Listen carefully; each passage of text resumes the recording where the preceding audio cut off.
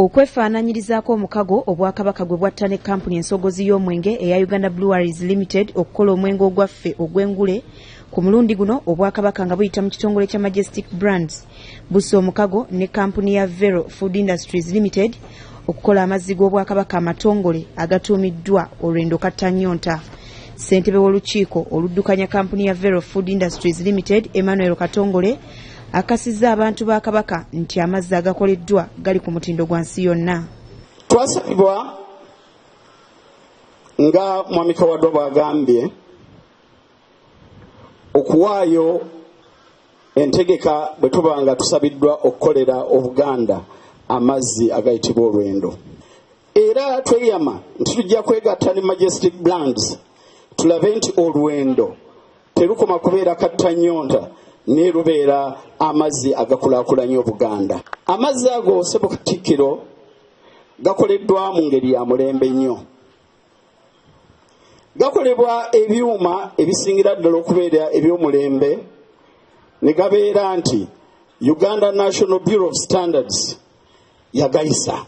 Oluvannyuma Emmanuel Katongole atadde omukono ku ndagaano y'okutta omukago n'Obwakabaka so nga ku ludda lw'Obwakabaka bwa Buganda ssenkulu w'ekitongole kya Majestic Brands omukungu Ronald Kawadwa yataddeko omukono. Onawo bukyadde gw'oba osaba kuba kati ge mazzi ge tulina okunywa ddala okuwona ennyonta. Amazzi weegali wano we tuli era ofuna eccupa yo. Oluvannyuma lw'okutta omukago Katikkiro Charles Peter Mayiga atongozza amazzi olwendo Kattanyonta n'alagira abantu ba Kabaka okuganywa ennyo era bagakozese ku mikolo gyonna. Nina essanyu lingi okulangirira nti okuva ne leero n'enkya na bulijjo amazzi ga Buganda amatongole olwendo Kattanyonta mu kwanjula mu Matikkira ng'abaana bamaze emisomo mu nnyimbe lwendo anti bane mumanyi Omuganda agamba nti keezaala keekomberera. Omukolo guno ogwetabiddwako baminisita b'Obwakabaka ab'enjawulo wamu n'abaami b'amasaza Kamalabyonna atenderezza obukulu bw'okutta emikago wakati w'Obwakabaka ne kampuni saako abantu ssekinnoomu naddala mu kutonderawo abavubuka emirimu. Mukuumaddamula era agambye nti obuyiiya n'obutetenkanya ze zimu ku mpagi Buganda kwe yeesigamye okutuusa abantu baayo ku nkulaakulana era n'asuubiza nti n'ebirala bingi bikyajja. Teri bigambo bye tunaayogera bigenda kujjawo bwetaavu bwa buyiiya na butetenkanya. Tunajjanjaba tutya abantu nga tulina ssente? Abaana banaasoma batya mu masomero g'Obwakabaka? Nsimbi awo nno okusuubula si kibi.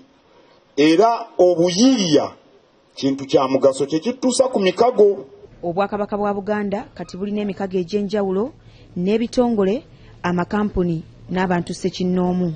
Ku mukolo gwe gumu kampuni n'abantu ab'enjawulo bakiise embuga mu nteekateeka eya Kejago okuwagira amatikkira Jubileewo nga mu bano kuliko aba kampuni ya Total abaleese Kejago ka bukadde 20, aba Old Budonian Club baleese obukadde 2, Victory School of Beauty Enateete emitwalo 4, omusawo Mpanya Ddungu Emitiyana aleese emitwalo 20, so nga ab'eddwaliro lya Galaxy Family Center nga bakulembeddwamu ssenkulu waabwe Ronald Miti beeyamye obujjanjabi abantu ba Kabaka bonna abanaafuna obuzibu mu 2031 era amakanda gye bajja okugasimba.